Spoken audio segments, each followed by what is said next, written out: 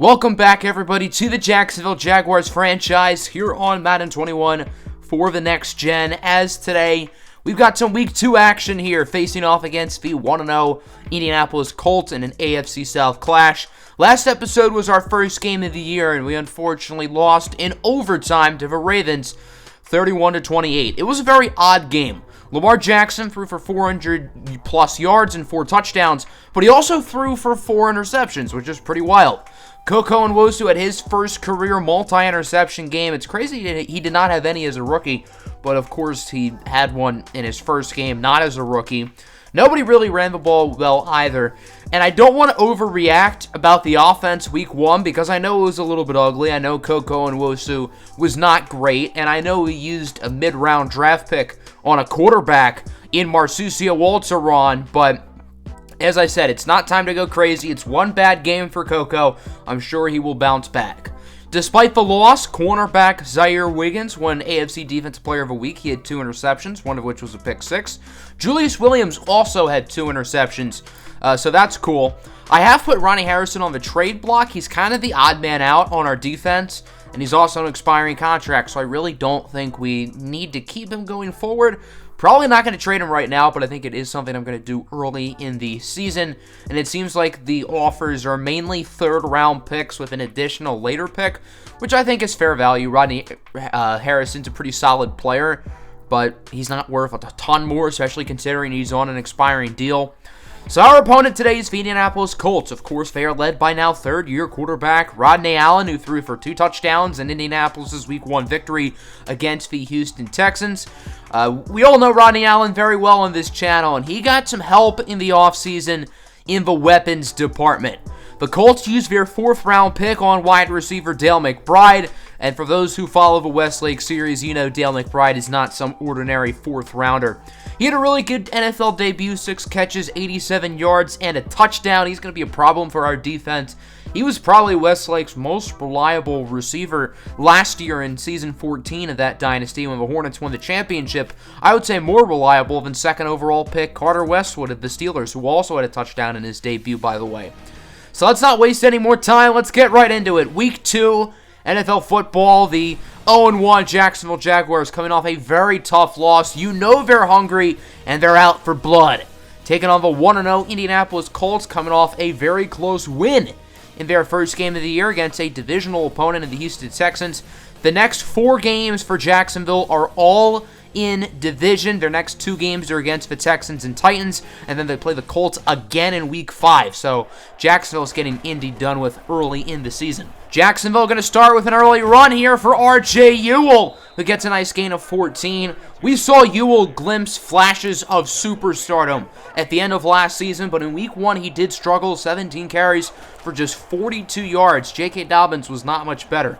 First down now, short throw for Joshua Thomas, the offseason acquisition at wide receiver. He had a pretty quiet Week 1 after a dominant preseason. 3rd and 10, Coco trying to connect with DJ Chark, but it's broken up.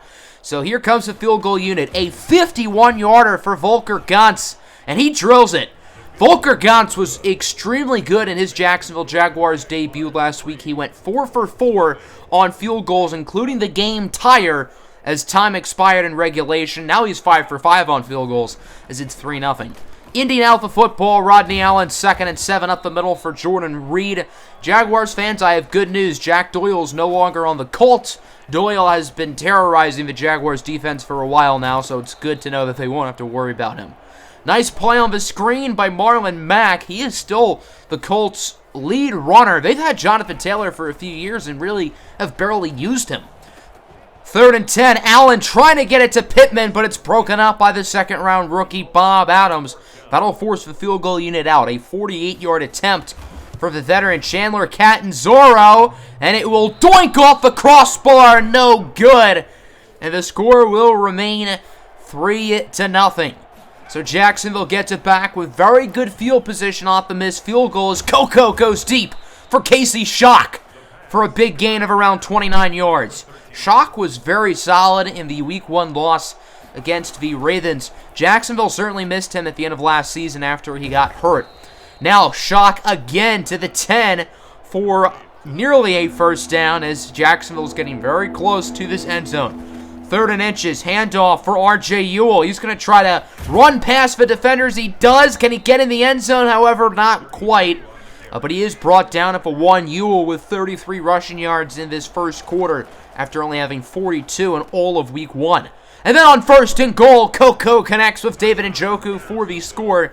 Njoku has 2 receptions this year, and they are both touchdowns. This one was only from a few yards out. His first touchdown reception was from 72 yards out on one of the first plays of the game last week. And Coco's only thrown 2 touchdowns this year. Both of them, as you can tell, have gone to Njoku. So now it's 10-0. Good start for the Jaguars. 3rd and 10. Rodney Allen looking to throw it, and he connects with the former Westlake Hornet. It's Dale McBride to the 36. Dale McBride looks really weird in number 87. I don't know why. I just don't feel like that suits him. First quarter in the books, 10-0. Your score. Jaguars on top. They are looking pretty good, especially on offense up to this point. 3rd and 6 from the 44. Rodney Allen looking to throw it, and he will connect. Another 3rd down conversion, this one by the 4th-year pro Michael Pittman Jr. He gets it to the 30, wrapped up by C.J. Henderson, another 4th-year guy.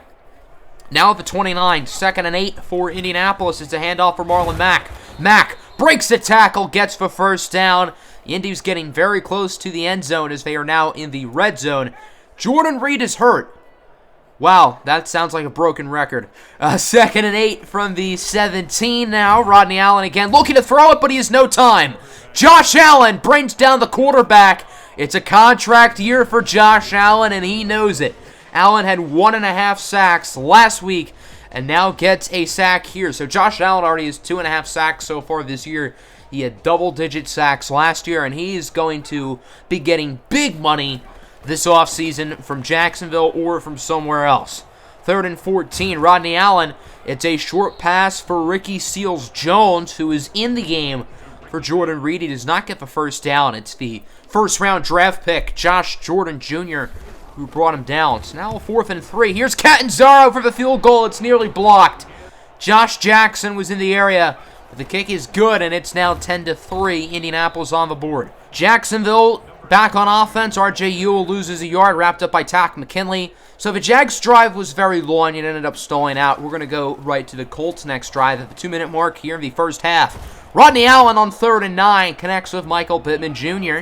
to the 42-yard line. A few plays later, it's now 3rd and 10 at the 42. Allen looking to throw it. He's going to go short for Ricky Seals-Jones, who will get the first down, quickly tackled by Julius Williams. It seems like the Colts are really only trying on 3rd down. That's where they're making most of their money. 2nd and inches from the 19-yard line. Rodney Allen, short throw for a wide-open man. That's Joe Clark, the 3rd-string tight end. He's getting some snaps with Jordan Reed still not in the game. And now 1st and goal from the 7. Colts just used their 2nd timeout. They're down to 1. Allen looking for the corner of the end zone. It's Clark once again with the touchdown, and we're tied at 10. Joe Clark with the score. Jacksonville put up the first 10 points on this game, but Indianapolis has answered very nicely, tying it up at 10 with 46 seconds to go in the half. Onwosu on 1st down, looking to throw it. He's under pressure. He gets it to David Njoku, and Njoku should have let that one go. And instead, it's a loss of 9 on the play. So the Jags are backed up to the 4-yard line. I don't think they're expecting to really do much on this drive. But on the next play, they get it to Chark, who will gain 22. So now Jacksonville is starting to call their timeouts, but the problem is there's only 13 seconds left in the half. Now, Jacksonville could just go for a big play or two. They still have a couple timeouts and try to tack on a field goal as Coco goes deep for shock, and it's caught with 7 seconds to go. So now all the Jaguars really need is a first down, and then they should be able to kick a field goal. They're going to try to go for a quick pass. It was incomplete, and now with 3 seconds to go, they kind of have to lob up a Hail Mary. It's this or a 62-yard kick. Coco going deep, and it's nearly caught by Njoku and Chark, but it is broken up. So that'll do it for the first half. We've had ourselves a good one thus far. Jacksonville 10, Indianapolis 10. A dogfight here in an AFC South battle. Colts trying to go up to 2-0. Jacksonville trying to avoid the possibility of going down to 0-2. Let's advance now to the second half. I forgot to save the halftime statistics. As on 2nd and 10, it's a short throw here for Jordan Reed, who is back in the game, and he gets a solid reception, bringing it to the 38-yard line for around 16 or so yards. 2nd and 1 now from the 47. Marlon Mack with the handoff. He will try to outrun Josh Jordan, and he is successful. Wrapped up at the 35-yard line by Julius Williams. Marlon Mack's having a nice day today. He's played better in this game than Aaron Jones did last week for the Ravens, which is odd considering Aaron Jones is one of the premier running backs in the NFL. 3rd and 7 from the 32. Allen gonna go deep downfield, and it's broken up by Henderson. Michael Pittman Jr. was the intended target. C.J. Henderson had a pretty rough game last week. Got burnt twice by Hollywood Brown. He's played a lot better today. 49-yard field goal attempt for Catanzaro, and it's short. That's what she said, and to be specific, that's what she told me last night. The kick is no good, off the mark, and this game will remain tied at 10. Jacksonville has the ball now for the first time in the 3rd quarter. 2nd and 8. Koko Nwosu connects with David Njoku for a nice first down to the 40-yard line. Njoku now with positive receiving yards once again. He is up to 10 on the day. 3rd and 3 now from the 32. Nwosu going to scramble to the right side. He will connect with DJ Chark, who makes a nice move inside the 10. Coming off the missed field goal, the Jags offense has quickly gone to work here on this possession. Now at the 7, 1st and goal. It's a handoff for J.K. all day. Dobbins, touchdown, Jacksonville. J.K. Dobbins dragging defenders on his back on that play, and that's how the Jags will take the lead. He had that defensive lineman right on him for a lot of that play, but Dobbins just shrugged it off. So now the Colts have it from the 41. 3rd and 7. Rodney Allen going to heave up a prayer, and it's intercepted. Zaire Wiggins with the INT. Wiggins with his 3rd interception of the season, and we are only in week 2. Wiggins had 3 interceptions last year, 2 as a rookie, so technically Zaire Wiggins has now tied his career high in picks this early into the season. Wiggins has been very impressive. He's a first-time captain this year, and he has really played well for the first 2 games of the year. So the Jags back on offense. 2nd and 8. Nice moves by J.K. Dobbins on the reception, getting around 16 yards, and a Jaguar first down. We are now into the 4th quarter. It's been a quick second half. 3rd and 2. R.J. Ewell might have lost 3 on that play, wrapped up by Bobby Okereke. R.J. Ewell had a strong first quarter, but he has done really nothing since then. So it remains 17-10. Colts with an opportunity to tie as on 3rd down. Rodney Allen has to throw it away. Josh Allen sends pressure. Allen had a few QB hits today. Josh Allen was really good in this game, and he was really good last week, so quite the start to the season for him. Jacksonville has it on the ensuing possession. 3rd and 17. Nwosu is sacked. Darius Leonard brings down the quarterback, and both offenses are kind of at a stalemate right now. Neither of these defenses are letting up, and neither of these offenses are really doing anything good. 3rd and 10 from the 31. Rodney Allen again hit by Josh Allen. The pass is incomplete. Another stop for the Jags defense, and this Colts offense is only going to have so many more opportunities to drive down the field and potentially tie the game. 3rd and 2. Koko to shock, and it's broken up by the Indianapolis defense. So, again, the Colts D gets a stop. Is this the drive where Indianapolis figures it out? Their offense has done virtually nothing in the second half. Rodney Allen looking to throw it, and he connects with the veteran wideout T.Y. Hilton to the 32-yard line. I think there are a lot of similarities with T.Y. Hilton and Dale McBride. I think having Hilton on this team is a really good mentor for McBride. 3rd and 10. Is that a first down? They are going to give it to him. What a play by Marlon Mack, stretching out for the first down. Miles Jack with a good effort to bring him down, but not enough. 2nd and 10. Now up the middle for a wide open Marlon Mack. Bad coverage by Miles Jack. The Colts are now nearing field goal range. Not that it really matters since they're down by 7. Nearing the 2-minute mark. 1st and 10. Final play before the 2-minute warning. Allen looking to throw it up the middle. He connects with Dale McBride again for another Indianapolis first down. And now the Colts offense is starting to hit their strides a little bit. First play after the 2-minute mark from the 21. Rodney Allen looking to throw it, going for the end zone. It's incomplete, but we got a flag. That's going to be defensive pass interference on Leighton Vander Esch bringing Indianapolis to a 1. Leighton Vander Esch feels like the most random player on this team. Sometimes you forget he's there. Remember, he missed most of last year with an injury. He missed most of week 1 with an injury, and he has played the whole game today. He just hasn't done a whole lot. First and goal, Indianapolis will punch it in. Marlon Mack with the score, wrapped up by Vander Esch in the end zone. And this game is tied up at 17 with 1:49 to go. Jacksonville's offense was presented with an opportunity to drive down the field and win the game last week in overtime, and Coco Nwosu ended up throwing an interception, costed the Jags the game. There's Casey Shock for 11. Now from the 36. Nwosu's pass is picked off. Rock Ya-Sin with the INT. Orlando Brown is hurt. That's phenomenal. And the Colts will now get it past midfield. Another 2-minute drill drive where Coco throws an interception just like last week. This is not the same Coco that we saw last year.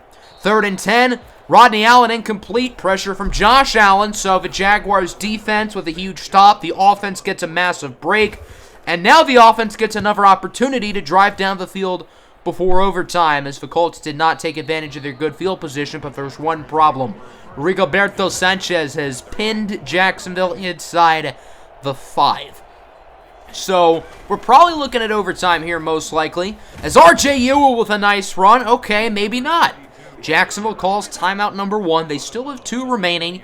Volker Gantz warming up in the sidelines. He got a game-tying field goal last week. Now the Jags might need him for a game winner. First down from the 28. Coco barely overthrows DJ Chark. Chark was wide open. You got to make that throw. 2nd and 10. Dobbins now in the flats. Runs out of bounds at the 45, but look at the clock. There's only 18 seconds. Now down to 14. Jacksonville does have both timeouts, however. 2nd and 10. Coco gonna run for the first down. They are in field goal range. Coco Nwosu's legs might have just won Jacksonville the game. They call time with 4 seconds left, and the field goal unit will come out on the field. The Colts would then call a timeout, try to ice the kicker. So here we go, a 51-yarder from Volker Gantz. His first field goal today was also from 51. For the win, he got it. Volker Gantz comes up clutch again, and the Jacksonville Jaguars are on the win column. 20-17, just like week 1, this game came down to the final seconds. This game did not need overtime, though, thanks to the clutch leg of Volker Gantz, who has not missed a kick yet this season. He is 6 for 6 on field goals, has a game tire, and now he is a game winner. So, quite the start to his Jacksonville career. Josh Lambo, who? But yeah, this was a good win for us. Rodney Allen threw 54 passes, only completing 50% of them, a touchdown and an interception.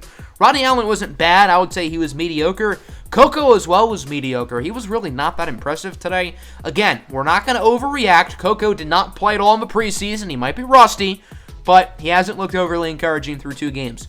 Our run game was better today. It still wasn't great. Casey Shock, though, was really good for us. Dale McBride had a nice game for the Colts, which is good to see. Certainly going to be pulling for Dale McBride's success in this series.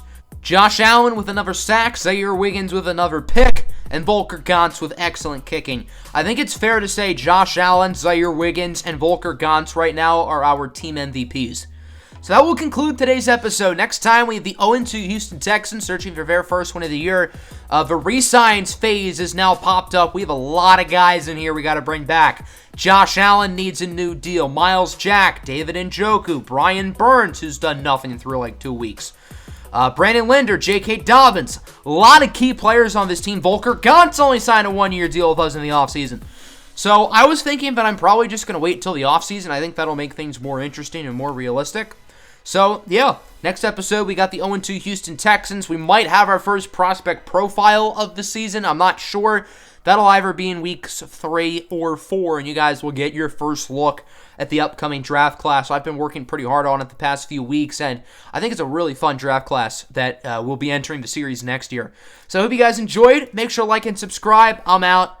Peace.